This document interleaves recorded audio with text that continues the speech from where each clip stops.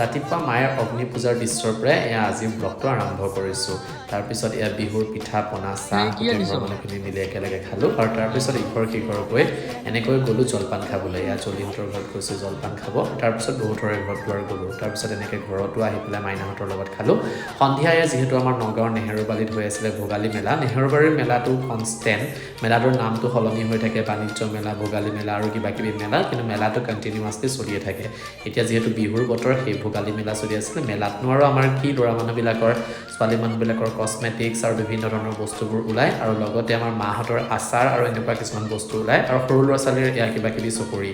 আমাৰতো একো তেনেকুৱা নায়েই গতিকে মোৰ চকু এয়া পূৰা খোৱাৰ দোকানকেইখনতে চলে সেইকাৰণে আৰু মোৰ মেইন এইমটো হৈছে মেলাত এবিধ সিবিধকৈ বহুত কেইবিধ বস্তু এনেকৈ টেষ্ট কৰিম সেইকাৰণে প্ৰথম পালোঁগৈ এয়া মিছল জালমুড়ি আৰু তাৰপিছত খালোঁ এয়া ফুচকা আৰু তাৰপিছত খালোঁ ম'ম'